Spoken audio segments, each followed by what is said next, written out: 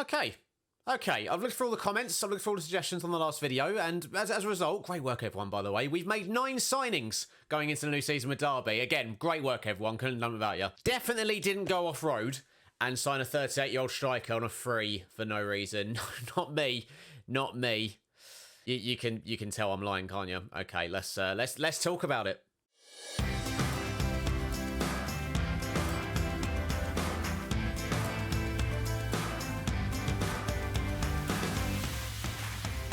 How's it going, everybody? My name, of course, is Embreezy, and welcome back to the Derby County series here on the channel. I hope you're doing very, very well. Before we go any further, make sure if you haven't already, subscribe to the channel and leave a like on the video as well. And once again, thank you for all your comments on the last video. It made for some very, very interesting reading. But as mentioned, 9 players are through the door at Derby this summer, and let's not waste any further time. Let's introduce you to the new faces. But actually, no, before we do that, let's say a quick goodbye to some of the players that have departed Derby County this summer. There's going to be some surprising names in it. One big surprising name, if I'm being completely honest. Also, yes, I have had a haircut. Thank you. I know I look fantastic. Thank you very much for saying so. So the first bit of big news coming in from the summer then is that Kamil Jozwiak has departed. He has gone off to Southampton for £18 million. A tidy profit on what Derby spent for him initially, getting him from Lech Poznan. But I'm sure you agree, he's been a decent player for us, provided us some pretty good moments. But honestly, I don't think we'd ever really make this amount of money for him ever again. It was kind of the right time to sell him. 26 years old, probably at the peak of his powers. And yeah, Southampton have got themselves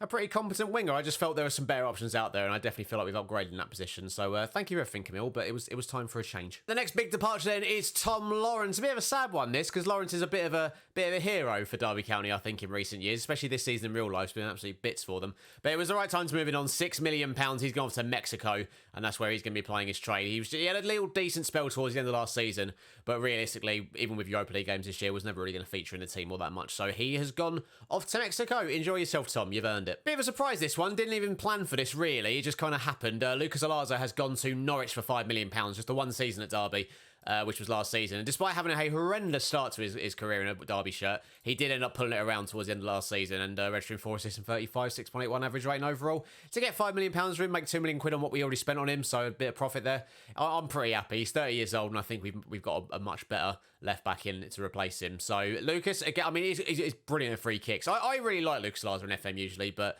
yeah, it was time to upgrade, I think. But Norwich have got themselves a bit of a set-piece wizard. And last but certainly not least, this one probably doesn't come as much a surprise. Alexander Mitrovic, we've cashed in. We've made a loss on him.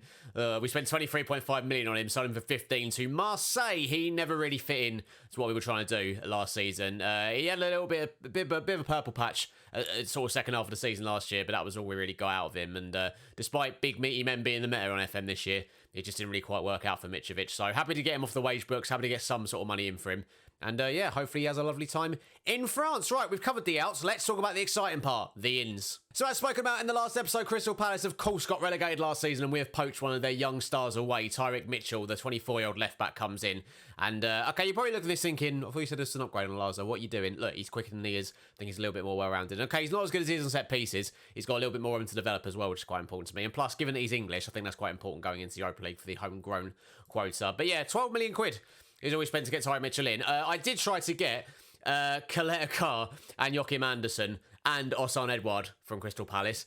They all turned me down. I think Edouard went off to Milan. Well, Edouard didn't want to talk to me, but the other two, yeah, went to, I think it was Southampton and Villa, respectively, even though we offered them more money. They just looked at us and went, nah, you're all right. You're having an absolute laugh if you've been coming here, mate. Which, I mean, fair enough, their loss, I suppose. But yeah, Tyrick Mitchell, he saw sense and he decided to sign on the dotted line. Welcome, Tyrick. Next up then is Nathan Collins from Burnley, who we brought in for about £12.75 million. Burnley still not promoted back to the Premier League after getting relegated a couple of years ago. And we decided to bring the 6'5" Irish defender in. And you can see why I brought him. Again, he's absolutely massive. Great jumping reach. His mentals are really solid. And with that 15 heading, 14 marking and tackling, I think he's a much better centre-back than what we've got in terms of McIntyre and Lascelles. Or maybe not even like way better than they are, but he's definitely a step up. And I think, you know, if those guys can come in this season and do a bit of a job, but I think Nathan Collins is definitely an improvement. And he can play right back as well, which is a bit, you know, if we get some injuries in that area, it's good to know we've got a little bit of cover there. And another centre-back has joined. Kim Min Jae has joined from Fenerbahce. I believe we spent about £14.5 million on him. Had a great year last year for them with a 7.4 out of 5 average rating. 55 grand a week. And again, you can see why I've got to go on, can't you? 6'3". Again, great jumping reach, really strong. Mentals are absolutely fantastic. And very similar technicals to what Nathan Collins has. So I think these two will complement each other quite well. He's also a bit of a ball player. I mean, the 10 vision's a bit of a problem, but 13 passing starting for a centre-back and 11 first touch. For us, I think we can be quite happy with that. Another one from Crystal Palace then, it is Michael Elise, someone I've used in a previous save on FM this year, and I absolutely love him. I think he is a much more improved version of Kamil Jozwiak. As you can see, I think he's a little bit more well-rounded attribute-wise. Maybe not as quick as Jozwiak is, but he's a very, very technical, very flair-type player. And despite the 2.5-star current ability, according to our coach anyway, I'll say current ability the star rating, you know what I mean. Despite that, I think he's actually a much better player than that represents, and he's still got a lot of room to grow at just 22 years of age. So for £22.5 million, didn't have a great time at Palace last year. I'm hoping he can do a lot better for us this season. And if he doesn't, well, we've got some backups just in case it doesn't quite work out. And that backup is Yusuf Demir. I say backup, he's probably going to start the season for me, if I'm honest. On loan from Barcelona for the season. We have an optional fee of 70 million agreed. Spoiler alert, don't think we're going to pay that, but I'm absolutely delighted to welcome Demir to Derby. I've never used Demir, I don't think, in FM. Definitely not this year. I don't think I had him the year before either, but I know he's a highly thought of wonder kid in the game, and he looks absolutely incredible. Great determination, flair. He's got some good agility and some dribbling ability. He's fantastic. I think he is going to tear it up for us this season, and especially in the Europa League as well. I'm very excited to see what he can do. So very, very happy we're welcoming Demir to the club. Plus he can play, look all across the front three, central midfield, up front as well. The man can do everything. I'm delighted that he's here, and hopefully he's one of them we can just sort of continuously loan from here on to the end of the save. That would be the ideal scenario. So as we covered in the last episode, Dane Scarlett is not coming back to Derby. Tottenham want to give him a chance in the first team. So we needed a replacement, and that replacement is someone you all know of and you're all aware of. It's Matthias Arezzo, who we brought in from Santos for 700... No, that's how much Santos paid for him. We paid 11.25 million for him. Hasn't exactly set the world alight at Santos, admittedly, but I think this is probably, and I did look for ages, trust me, this is probably the closest we could have got to replacing Dane Scarlett. And at 21, he's got a great age, and again, still quite a lot of room to improve as well. I like some of the physicals he's got. Mentally and technically, he's very well rounded. If some of these attributes can be bumped up by one or two, then we've got a very good player on our hands. And look, 1 for Uruguay, what's not to love? So hopefully Matthias can fill that Dane Scarlett shaped hole that's left since he went back to Tottenham. I don't know why I said Dane Scarlett-shaped hole there. That's a bit of an unnecessary mouthful. Anyway, moving on. One of the first, I think it's the first regen we've actually signed for Derby. Manuel has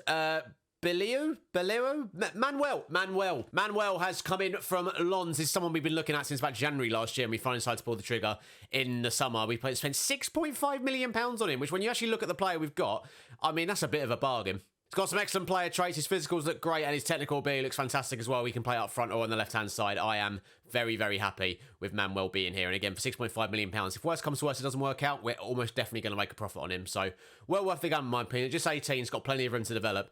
And I'm hoping he can be a bit of a superstar in a couple of years for Derby County. So, Manuel, welcome. He's come from France to the East Midlands. I'm hoping he can adapt quite well, to be honest. And probably the biggest deal of the summer so far, Lisandro Martinez has come in from Ajax for £26.5 million. Martinez is someone I'm a big fan of in previous FMs, and even though it says there he can play centre-back, that's not where I'm going to be playing him. I teased it in the last episode. We are going for a new shape this season, a new tactic, a new formation. We're going with a 4-3-3, and I think Lisandro Martinez is a deep-line playmaker sitting in front, just in front of the back two. I think he's going to be absolutely exceptional. Just so well-rounded, so many full teams across his attributes, some really nice player traits as well. I think this man is going to be absolutely fantastic for us. We needed some European pedigree going into our first Europa League campaign, and I think that's what we got here. Very, very happy with Lisandro Martinez. Now, you're probably sitting there thinking, you said you signed a 38-year-old striker in the intro, and I've not seen a 38-year-old striker yet. So why haven't you shown us him yet? It's because I'm ashamed, viewers. So Martinez is Argentinian. You know, he probably needs a friend to help him settle in the Premier League. And I figured, who better to bring in than someone who knows the Premier League quite well. Yep. I signed Sergio Aguero on a 1-year deal for $43.5 a week. I mean, it's Sergio Aguero. I said it was 38. It's actually 36. So really, if anything, better than what you were expecting. You were expecting someone in their 40s. He's closer to 35 than he is 40. I understand you've probably got a lot of questions. But I mean, it's Sergio Aguero. We all remember that. Aguero, we all remember that, don't we? He could bring that to Derby. So, I mean, I'm absolutely happy with it, really. He's going to play loads. Okay, it's a little bit nonsensical, I'll be honest. But, I mean, the mentals and technicals are so good. Yeah, he can't run anymore. I understand that. But look, we might try some different systems this season. And plus, having this man in the Europa League against some of the sort of lesser-known European sides that we should be beating, I mean, this is a fantastic player to have to bring off the bench if needs be. So, you know what, I'm sure some of you type in comments saying you've lost the plot, what on earth are you doing? But, you know what, I'm actually quite happy with it. He's on the bench for the first game of the season against Leicester. Imagine if he comes on and scores the winner. Wouldn't that be Oh, that would be absolutely outstanding now, wouldn't it? And I said we're going with a new tactic. This is how the team is going to line up going into the first game of the season. I think it's pretty good. We've got Bodart still in goal. Nico Williams is still here. You've got Collins and Kim Min-jae at the back as a new centre-back partnership, Tyron Mitchell at left back. Martinez, Ferguson and Gallagher making up the midfield three with Demir, Elise and Arezzo as that attacking trio. I think it's a really good team. What do you think, viewers? Rate the transfer window out of 10. Get in the comment section right now and let me know what you think of my transfer window. Have I smashed it? Don't let the Aguero sign-in play too much inside ratings, please. Right, you've met the new faces then. Let's get into the first game of the season at home to Leicester City. A bit of an East Midlands affair. Leicester from East Midlands? Midlands base, let's say. We're playing Leicester. We've had some decent results against them in the past. Who remembers that FA Cup game when we were in the Championship in Season 2? That was good, wasn't it? Let's do it to them again. Okay, they are certainly controlling the first sort of few minutes of the game. I'm actually going to go to a more positive mentality. I think we've got better players this year. We can afford to try and go at teams a little bit more in these games rather than starting off on a balanced mentality. And let's see what we're made of here then, as it looks like this could be a highlight in our favour as Collins and Martinez just getting to know each other as new signings at the club. Bodar, great distribution out to Tyrick Mitchell. And now, can we look to create something? He's got Elise on that same side as him. He decides to come inside, looking for Ferguson. There's options ahead. Conor Gallagher breaks through. Is he onside? Of course he's onside, viewers. Conor Gallagher, the main man, one of the best signings I've made so far in this series, opens his account for the season, opens Derby's account for the season, and just 26 minutes in, we lead against Leicester. Come on. It's a very Crystal Palace atmosphere, I've just realised, with Elise Mitchell and Conor Gallagher all on the pitch. But it's a wonderful ball from Lewis Ferguson. Like I said, Gallagher breaking out of side trap very well. Exceptional goalkeeping there from Leo Jardim, and he's powerless to keep out Conor Gallagher, who gives Derby the lead. First shot of the game as well. We are FMing Leicester, and my Twitch save, I feel like I'm being FM'd a lot. So to do this to the AI for a change feels very, very good. And going into half-time then, we lead 1-0. Again, so very happy so far. Just a one-shot on target from us. Not seen an awful lot from Matthias Arezzo, and it's a certain Argentine striker who's chomping at the bit to come on. So if he carries on like this, Matthias, you may well be coming off. As well as Arezzo, though, Demir and Elise also not really putting up many trees at the moment. We've still only had just the 2 shots in the entire game. Again, I mean, that midfield, though, the fact I'm seeing all my midfield free on around a sort of 7 rating mark shows how well they're controlling things at the moment. As, again, our front three is causing a little bit of a concern. Before the highlight plays, I'm going to do it, viewers. I'm going to change something a little bit, though. I'm going to bring Aguero on, and I'm going to play him as a deep line forward on attack to try and bring in the other 2 boys. Demir is also going to come off for Lys Mousset. He's going to come on that right-hand side. And hopefully with Aguero up there, now trying to bring those wide players into play a little bit more, we should hopefully create a little bit more. 2 inside forwards, either side of a deep line forward, Sergio Aguero. What could possibly go wrong? As we enter the final 10 minutes, it looks like we're going to register an opening day victory here, which would be absolutely fantastic. It's not been the best game of all time, but it's very important this season to get off to a winning start, especially with the amount of games we're going to have to play. And that's exactly what we've done. Conor Gallagher is the hero of Derby County once again. And despite the fact our front three didn't really do an awful lot, it doesn't really matter, didn't they? Our midfield, that midfield 3 there of Ferguson, Gallagher and Martinez were absolutely fantastic. I'm pretty sure that was key to us winning that game. So good work, everyone. 1-0 win, clean sheet as well. Very, very happy. Do you know what? That game was a little bit too short. Normally for transfer, like sort of first games of the season, or first episodes of a new season, we'll do 1 game. But this time round, because there wasn't a lot to speak about in that first game, we'll do a second game. On to Fulham away. I'll see you there. Right, I mean, he's only been here like a month at this point, and already, apparently, Aguero is showing he may be on the decline of football over the last 2 months. Give the man a break. I say, you've been here 5 minutes. Give him a chance, Liam. Jesus. I've got full faith in you, Sergio. Don't worry. I'm not giving up on you just yet. Vitor Pereira slagged me off. Struggling to work out quite how they're going to do it, unfortunately. Talking about our chances of staying up. They just don't look strong enough. 5th last season, Vitor. 5th. Where were Fulham in the Premier League last season? Let me check. Oh, finished 3rd in the Championship. Oh, look at us. We're Fulham. We're so... Get out. Honestly, what a mug. Can't wait for Conor Gallagher to show him what's what, I tell you, because that was unnecessary. Right then, viewers, game 2. Team is unchanged from the last game. We go again. Let's go to Craven Cottage and let's show Vitor Pereira, who's really going to struggle this season. Come on, lads. Worryingly, the first highlight of the game is actually going Fulham's way. Omar Richards down the left-hand side. We've not done a great job there of picking him up. It's blocked, comes out to Damsgaard. And, I mean, okay, we can't concede within the first 2 minutes after I've just gone in at their manager there. That would be slightly embarrassing. All right, free kick to Derby inside the first 5 minutes of the game. Michael Elise didn't see an awful lot from him in the first game. Didn't really see an awful lot from the entire front 3, if we're being completely honest. So that's what we're kind of looking for today. Can that attacking trio of Elise, Demir and Arezzo turn up and help us win this game? We can't just rely on Conor Gallagher all season to bail us out of trouble, as we're knocking around the midfield fairly well here. As Gallagher into Arezzo, it falls for Demir, and he's checked back and gone out left to Mitchell, swings the ball in. Arezzo's there, blocks. Arezzo with a header. The goalkeeper's not moved. What? Sorry. I'll be honest. I don't think anyone would have predicted that being Matthias Arezzo's first goal for Derby. I'm very confused as to what's actually going on there in terms of the goalkeeper. Who is their goalkeeper?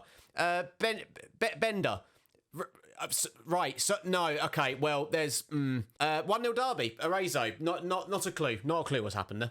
All things considered, though, it's been a pretty good start overall. I mean, I'm pretty sure we lost the opening 2 games of the season last year. So if we get 2 wins from the opening 2, I mean, title charge, anyone? I mean, stranger things have happened in this save. Molinas is in, don't kick him. Oh, he's just put it wide. I'm very glad no one kicked him because that would have been infuriating. All right, Neco Williams. He's actually got a bit of a knock. I'm not sure what it is, but he gets the ball back from Gallagher. Swings a deep cross looking to the back post. Elise jumping for it. Doesn't win the header, though. It does come back to Tyreek Mitchell. And now Lewis Ferguson. That's a lovely ball. Yusuf Demir, he's offside. Okay, well, I mean, great ball from Ferguson, but Demir denied his first goal for Derby as he's offside, unfortunately. Now it's Fulham looking like they're going to try and mount an attack with Bulldog down this right-hand side for them. Back into Alpha. And now, I mean, look, defensively, I think in terms of our shape off the ball, it's actually pretty good. Like, it looks like, I mean, they've had a few chances of balls over the top and then running onto it, which has caused a little bit of problems. But overall, I think we defended quite well. But as I say that, Damsgaard is now coming forward, looking for Omar Richards. He's peeled off Neco Williams. Back for Damsgaard. It's a great challenge from Nathan Collins. Definitely won the ball. And Richards now has it back to Rocker. And it's all seemingly going down this left-hand side for Fulham as we are struggling to get the ball off them. The ball is whipped into the back post. Baldock wins the header. Bamford's there. He's onside. And it is 1-1 just before half-time. I've said we've actually, off the ball, we've defended quite well today. That seemed quite soft, if I'm honest. As you can see there, VAR gives the goal. Again, everything seems to be coming down this left-hand side, pretty much for Fulham this first half. That's really the only avenue they seem to be going for. As Rocker swings the ball in, we're not there for the header.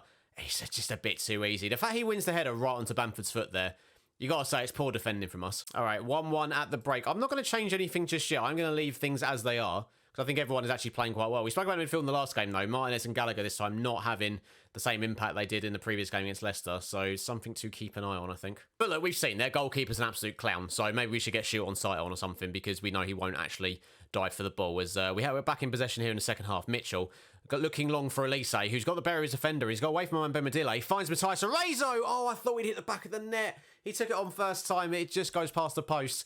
And that would have been a great time to retake the lead. Has to be said as well, Demir not again having a slightly quiet game. We've got option to bring off. We have got Moussa who can play on that right-hand side. He was quite good for us last year as a striker. But having an option to play him as an inside forward on the right is good to have. As we're back in possession now. 15 minutes to go. A goal here puts us in a really good position to go on and win the game. So hopefully we can go and make it happen. As Mitchell, he's been fantastic today, has to be said. He's got options ahead of him. He's going to go alone. He looks for Michael Elise. Can he bag his first goal for Derby? He can, and he's onside. I mean, his arms up in the air. I don't think it's going to get overruled. And Tyreek Mitchell, I mean, I don't think he would have been counted as the first assist for the first goal, but it's definitely an assist for that one. And it's Michael Elise, first goal for the club since joining from Crystal Palace. And it's it was a bit simple, that wasn't it? Mitchell with a brilliant pass through, perfectly weighted. And the Fulham keeper, once again, not covered himself in glory. Elise beats him to it. 2-1 to the Rams. And we are on track, once again, to make it 2 wins from 2 in the opening days of the season. Okay, Demir has come off then for Harry Wilson just for these last few minutes. Although, against his old club as well, obviously. He's currently playing for them in real life. It's the club that we signed him from. So I'm hoping he can come on and produce some magic against the club that sold him to us. But with 5 minutes to go, it's Fulham with some possession. Damsgaard's got a lot of space there in the midfield. I don't know why we weren't closing him down. It comes over to Baldock on his right-hand side. Mitchell's got to close him down to stop the cross. The cross comes in. It's blocked. It comes back to Richards. And then Bamford curls it into the bottom corner. Again, it's horrendous defending from us. Like I said, for most of the time when I've seen Fulham have possession, we keep our shape really, really well and seem to limit their opportunities. But that's twice now. We just seem to have switched off. And it's like, the cross comes in from Baldock. It's a good cross. He beats Mitchell for pace. But that block there is fine. But the fact he's allowed to get the ball back to Bamford and he's just allowed to turn and curl it into the bottom corner like that, really, really annoying. It looks like then we're not going to be taking 2 wins from 2. And Harry Wilson's now come off injured, which is fantastic news.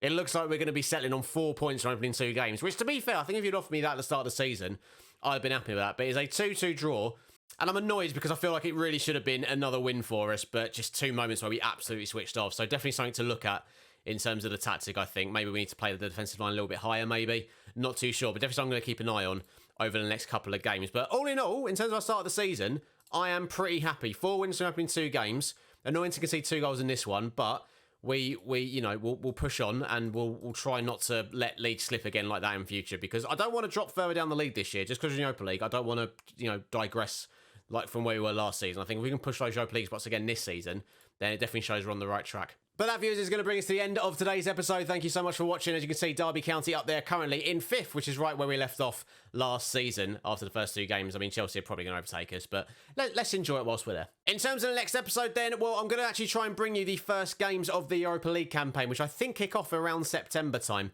Or maybe not the first game, but we'll probably come back around end of September, start of October, and we'll definitely get some Europa League action in there. The group draw is in a few days, so we'll find out in the next episode who we have to play in our group.